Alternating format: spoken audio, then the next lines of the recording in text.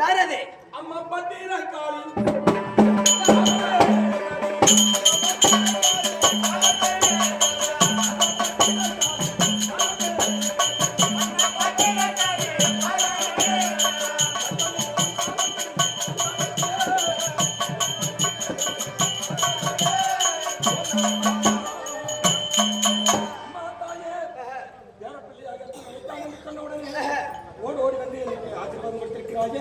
உன் பாதாள இந்த கமலங்களுக்கு இந்த அர்ச்சனை கோடி வணக்கம் தாயே. அப்படியா?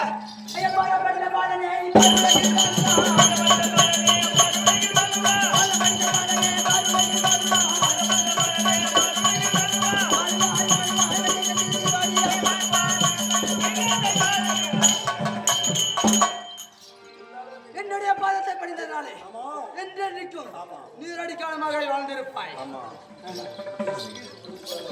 அப்படி இருந்தாலும் என்னை நினைத்த இல்ல, என்ன காரணம்? உச்சியிலே ஜடையம்மா, உலகமெல்லாம் உனக்கு பார்வையம்மா. உனக்கு தெரியாத விஷயமா தாயே? அம்மா தில்லாய் நான் தான் இல்லாமல்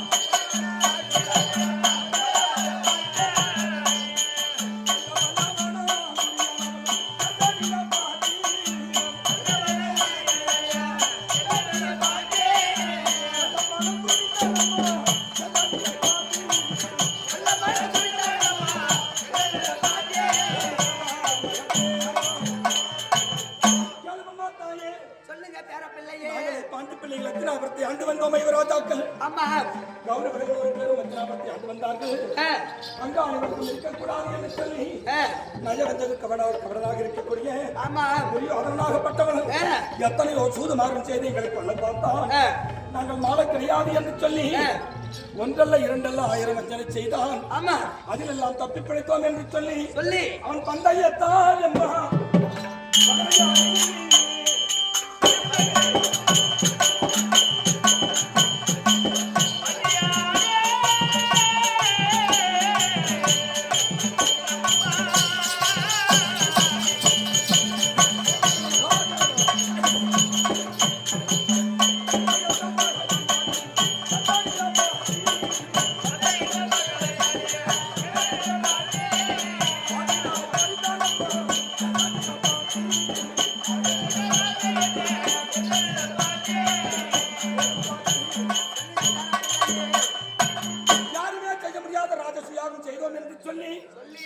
பொறாமை கொண்ட துரியனாகப்பட்டாலும் எங்களை விருந்துக்கென்று வரவழைத்து எடுத்து சூதாடி நாடு நகரம் சீமபூமி பண்டு பண்டாரும் ரதகர துறப்பதாதி சனை பறித்து ஓராண்டல்ல 2 ஆண்டல்ல 12 வனவாக்கம் ஓராண்டு 11 வாக்கம் 13 கழித்து வந்தால் பங்குள்ள பிறகு பாதி நாடு என்று சொல்லி பாறை மீது எழுதி வைத்தானே பாட்டி.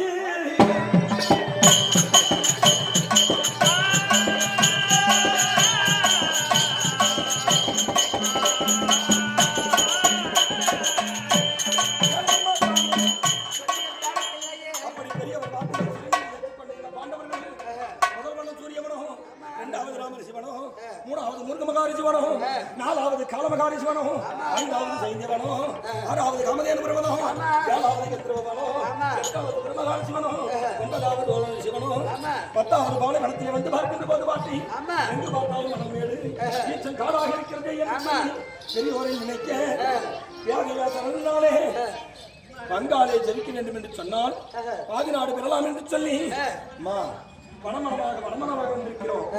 வந்த வானத்தில் எல்லாம்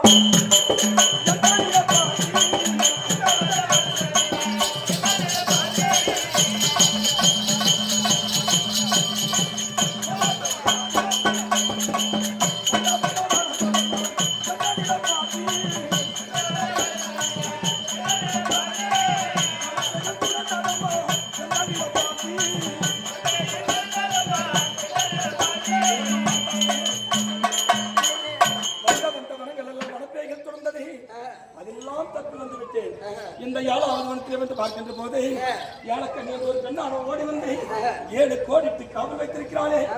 இந்த வனத்தை விடுத்து அடுத்த வனம் எப்படி போகுவது என்பதற்காக ஒண்ணு நினைத்திருக்கிறேன். 7வது வனத்திலே வந்து என் உருவத்தை வந்து நீ எடுத்துக்கொள், உன்னுடைய உருவத்தை எனக்கு கொடுத்து.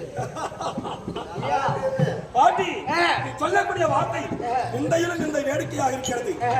ஒரு ஆண்மகனாக இந்த வனத்தின் வழியாக வரும்போது 1000 இளவுகள் நாட்டம் அழகா ஒரு பொண்ணாட்டம் வந்துடலாம். நான் இருப்பா பாட்டி உங்களோட அப்படி கிடையாது. இந்த 7வது வனம் பெற்றது பெண்கள் வாழக்கூடிய வனம். இந்த பெண்கள் வாழக்கூடிய வனத்தை விட்டு 8வது வனத்துல போயிட்டு என்ன நினைத்தா என் உருவம் வந்து உனக்கே வந்து விடும். ஆமா ஆகட்டும் பாட்டி.